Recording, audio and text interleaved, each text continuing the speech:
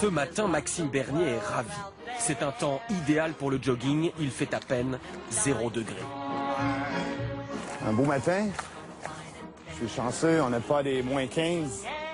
Ça devrait être une belle journée. Il ressemble à Monsieur Tout-le-Monde. Il se lève tôt, comme tous les Canadiens.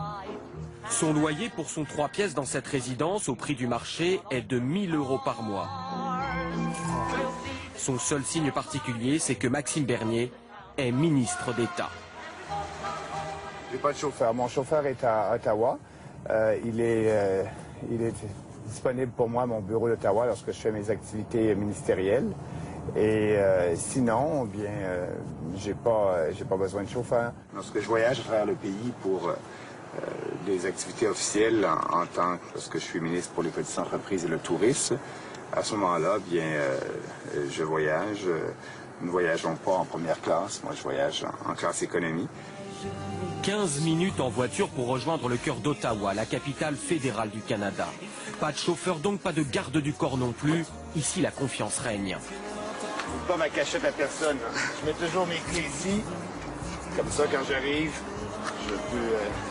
Merci. Bon, on va se revoir, on va souhaiter une belle journée. À plus tard. Vive le vent, vive le temps, vive le temps d'hiver. Boule de neige et jour et bonne mer.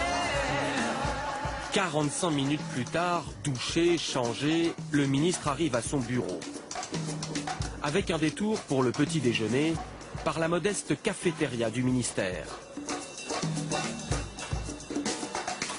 C'est la cafétéria de l'édifice, donc tout le monde a le droit d'y aller. Donc tout le monde se mélange en fait, le ministre n'a pas, pas un régime d'exception. Oh non, absolument pas. Pas de régime d'exception non plus côté revenus. Sa fonction de député, obligatoire ici pour être ministre, lui apporte un salaire cumulé conséquent mais pas extravagant. Moi, dans mon cas précis, je suis payé mensuellement et dans mon compte bancaire à chaque mois, j'ai 8 900 $ qui est déposé dans mon compte. Pour votre fonction de ministre et de député? Oui, les deux ensemble. Son équivalent français, par exemple, serait payé du double au triple. Même régime pour ses conseillers. Le premier d'entre eux, son directeur de cabinet, un poste important, est payé moins de 4 000 € net par mois après impôt. Son bureau de ministre est à l'image de la fonction telle qu'on la conçoit au Canada. Confortable mais sans luxe ostentatoire. Sa télévision fonctionne mais elle est d'un autre âge. Je dis souvent que nous travaillons dans un bureau de verre où les gens peuvent voir tout ce qu'on fait. Et donc, ça force les politiciens à ne pas dépenser des sommes énormes sur des cadres qui risquent de faire les manchettes. Les manchettes, ce sont celles des journaux. Le ministre sait qu'il est constamment sous le regard des journalistes. Le Canada est l'un des pays les mieux notés au monde pour la liberté de la presse. Ici, la classe politique la respecte et la craint. Marché public frauduleux, coût d'installation d'une sonnette dans un ministère, scandale dans la police ou encore dépenses injustifiées en Viagra pour les anciens combattants, les médias canadiens ne laissent rien passer. Dans ce bureau, les journalistes ont deux armes, la loi sur l'accès à l'information qui permet à tout citoyen d'obtenir chaque document gouvernemental et leur collègue William Leclerc. On ouvre le courrier, comme à chaque matin quand on arrive. Il est recherchiste. Spécialiste d'Internet, opiniâtre et persévérant, il bombarde tous les jours les ministères de demandes légales de documents. Il peut aussi, comme n'importe quel Canadien, éplucher en ligne les comptes du gouvernement. On est allé en voyage à Athènes, en Grèce, pour des affaires gouvernementales. Ça a coûté 6 000 voyages. Tout le monde y passe, et pas seulement les ministres. Comme la note de restaurant de ce conseiller en communication lors d'un voyage de presse à Toronto, 60 $ et 70 cents. La transparence est telle au Canada que chaque contrat public supérieur à 10 000 $, soit 8 000 €, fût-ce pour de simples fournitures de bureau. À l'origine de la découverte de plusieurs scandales, William Leclerc est un chien de garde intraitable sur l'argent public, que ce soit pour le prix d'une bouteille de champagne ou des préservatifs des soldats. On avait demandé à la Défense combien ils ont dépensé pour acheter des condoms. On avait vu qu'ils ont été armés de 1,5 million en condoms pour aller, par exemple, en Afghanistan. J'imagine, je ne sais pas ce qu'il y avait à faire avec les condoms-là. Au Canada, on économise les sous de l'État. Épargne et chasse au gaspille, quand il fait froid, c'est une règle communément admise.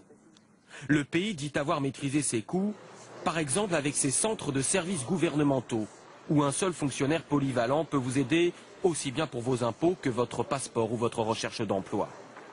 Un pays dont le système financier est l'un des plus stables du monde, les banques canadiennes plus prudentes ayant un peu échappé à la crise.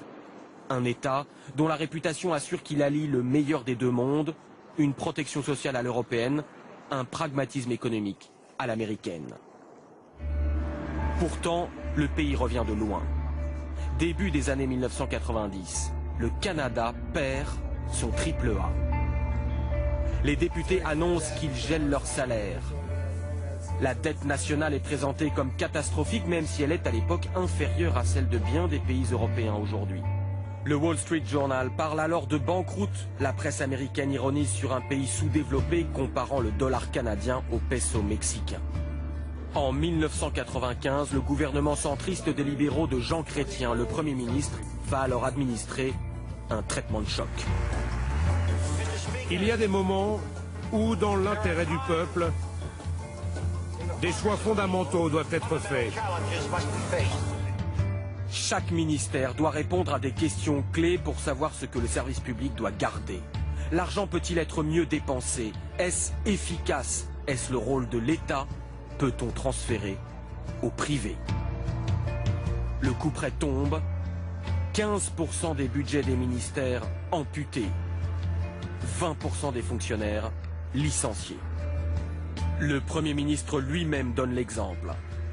J'ai commencé la première journée, l'épouse du Premier ministre avait un bureau et une secrétaire et j'ai dit à mon épouse qu'elle n'avait plus de bureau et qu'elle n'avait plus de secrétaire. Alors quand on commence à la maison, ensuite c'est plus facile ailleurs. Nous l'avons fait d'une façon égale pour tout le monde. Il n'y a pas eu aucun ministère qui a été exempté. Tout le monde a été traité, pas de la même, on n'a pas fait des coupures exactement les mêmes, mais on a fait le même processus à l'intérieur de chacun des départements. Même cure pour l'armée. Les militaires en voudront pendant des années à l'intraitable Jean Chrétien qui annule leurs commandes d'hélicoptères ou de chars. Il voulait avoir des chars, mais ici, je dis des chars pourquoi? Nous, on a seulement qu'un voisin qui pourrait nous envahir, ce sont les Américains. Pensez-vous que 100 chars vont faire la différence si les Américains allaient nous envahir? Comment les Canadiens et les fonctionnaires ont-ils pu accepter pareille amputation?